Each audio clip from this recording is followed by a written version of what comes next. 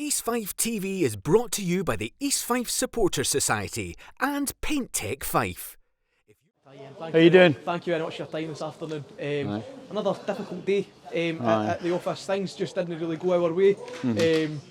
Lot of breaks of the ball that could have went differently. We came out in the second half certainly fighting and we threw everything we had at them, but it just wasn't to be. Talk to us about how you thought the game went from the touchline. Well, I mean, obviously it's a poor result, and the first half was a really poor performance. And I thought they were better than us the first half, but the second half we got up to where we are and where we are as a team, and we were a good bit ahead of them. And but in the end, you don't capitalise on it, and they go up the park and score. But they're a decent side.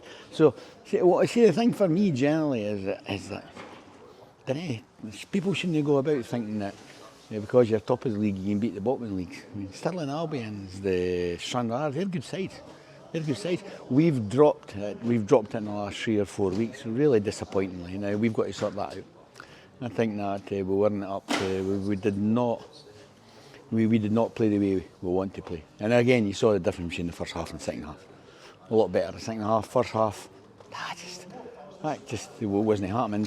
There's an excuse if you want to look for it, but that's not something that we do. But I mean, there's Fife out now as well, and our big time quality players, you've missed them. We've been shoehorning a team together.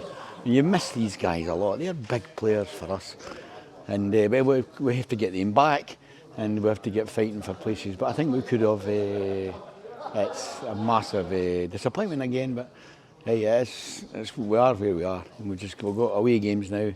It's up to us to go and win these games.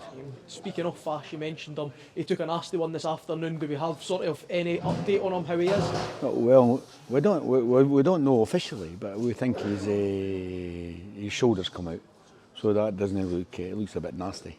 So, but he's away at the hospital just now. I think Doddy's taking him to the hospital, which is great. But that's massively disappointing.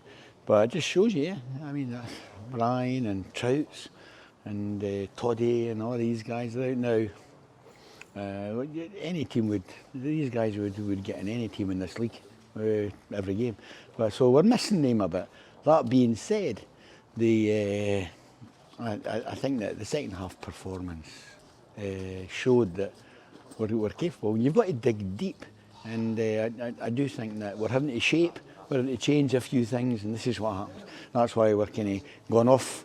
We're going off the pace a wee bit, and we've got to get ourselves back and doing what we do best. Yeah, thank you. My final question for you is: we talked about the change of shape. We've looked to reverted to 3 defenders with 2 wing backs. Can you talk a bit more about the thoughts behind that, the decisions behind that, and how that has benefited the team? Well, it hasn't as much as we thought it would, but no, it's the management's about getting the best out of the available resource at your disposal, and our wide players weren't doing it for us. So we need to get more players wide. We need to get more players forward, and that hasn't worked. So in principle, I think that's something that would look to happen, but it hasn't worked up until now. So yeah, we've got a bit of thinking to do. And but to answer your question, it's when teams come here and they've got 1 and 2 up, and our defenders are experienced defenders, and they should be able. So it gives us, it releases an earth person in the middle of the park, allows us to play 2 up.